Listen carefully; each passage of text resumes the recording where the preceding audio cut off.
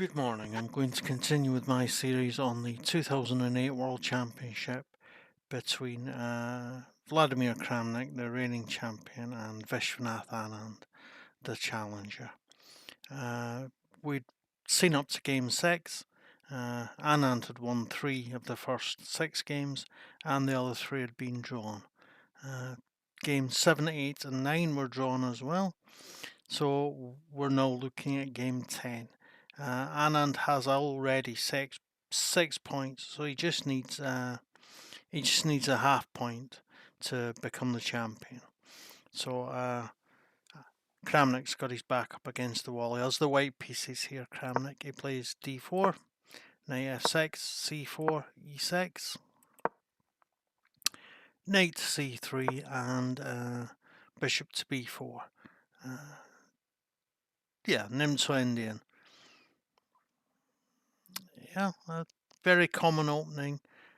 The idea is to take the knight, give up the bishop pair, and damage the pawn structure to your opponent.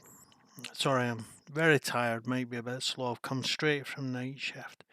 I've got a meeting at 10 o'clock, so I'm just going to spend a couple hours in the studio before the meeting starts and then go to bed. So we'll see how that goes. Anyway, that's completely irrelevant. So, yeah, the idea is swap the knight, work against the weakened pawn structure, and yeah, see how it goes. So the knight comes out, just developing. Pawn comes to c5 to attack the structure, which he's already planning on weakening. This Catalan-like move is called the Romanician Kasparov system. Yeah, it's good. It's a good system. It works very well. I haven't played it so much myself. I've played against it. So the pawn takes, and the knight takes, and Vishy castles. The bishop comes to g2. Pawn comes to d5. Structure is being broken down immediately. Pawn takes, knight takes, and of course the knight is pinned, and he's threatening to damage the pawn structure again. Queen comes to b3 to defend the knight, and thus defend the pawn structure somewhat.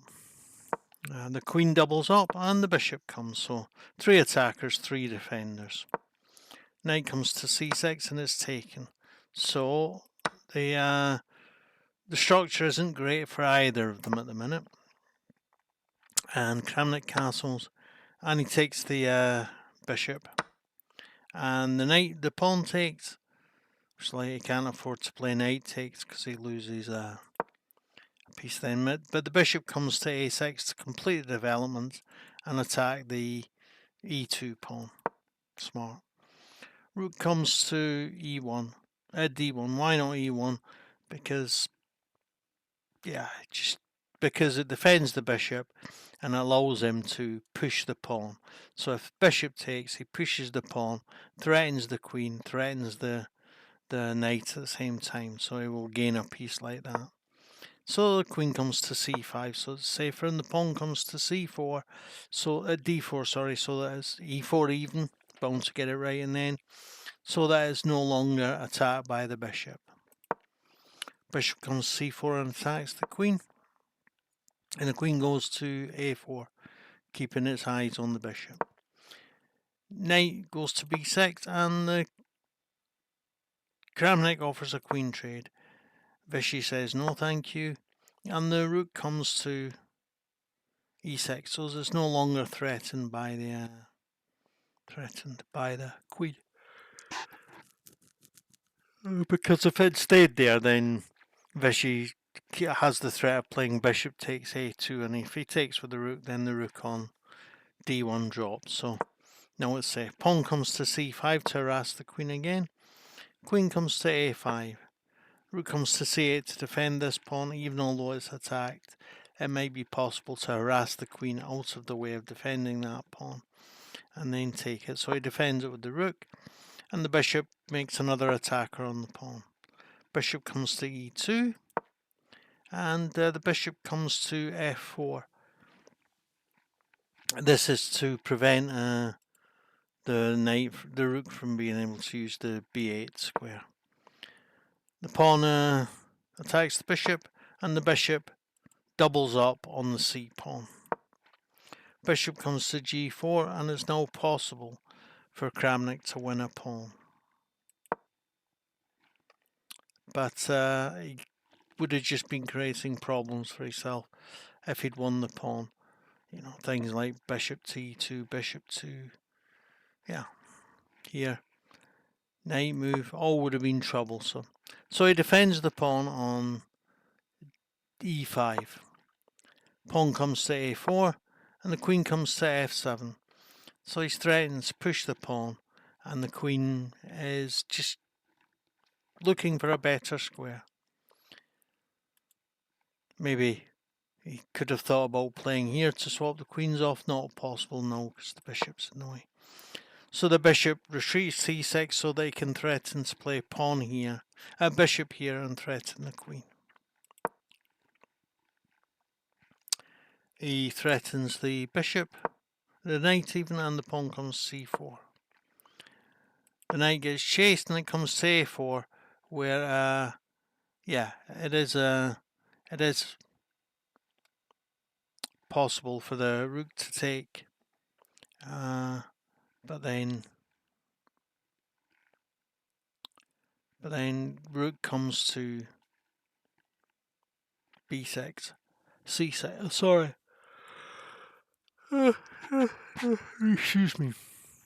I'm so tired. The rook comes to c6 and harasses the queen, and the queen ends up not having a safe square to go to. I think that's right. I'll just check the analysis.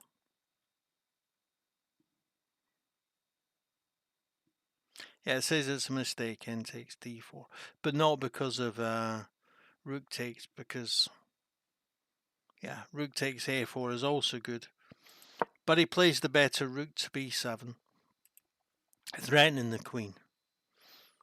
And the queen comes to e8, and now Kramnik comes rook to e6. And he's threatening the bishop, and he's threatening to come rook here and win the bishop. And if the rook comes to e8, then he backs off, and the knight won't backs off to here, and the knight won't have a safe square to retreat to, so he will win a piece. So Anand resigned, but he still just needs a half point, 2 games to go, and he got the half point on the next day, and so became the new world champion in 2008. So I don't really feel much like saying much about the legacy of Vladimir Kramnik as a world champion. Had it been a couple of years ago, I would have talked about his wonderful toughness, his resourcefulness, his fantastic knowledge. But no, I can't see past these bullying of people and his accusations of cheating. And no, it's very difficult to separate his legacy as a chess player from his personality towards the end of, well, no. I think, when we look back at the career of Bobby Fischer, we can to some extent separate his wonderful chess from his horrible personality. And I think we can also do the same with separating Alexander Alekhine and his work for the Nazis from his wonderful chess. I think in that context we can understand that he didn't want to be a refugee for the 4th time in his life, a stateless refugee, and that's understandable, forgivable. Not right, doesn't make it right, but I'm not gonna stand up and say I would definitely not have done that had I been under pressure from the Nazi regime in France in the 1940s. I can't say that. I could wish that I would definitely have been brave enough to fight against them, but I can't say definitely that I would have done. So that makes it a little bit more understandable and forgivable. But bullying people, Don't understand it. Don't like it. Yeah, that's all I've got to say on the legacy of Vladimir Kramnik at this moment. Don't forget to like, share, comment, and subscribe to at least one of my channels. Thanks.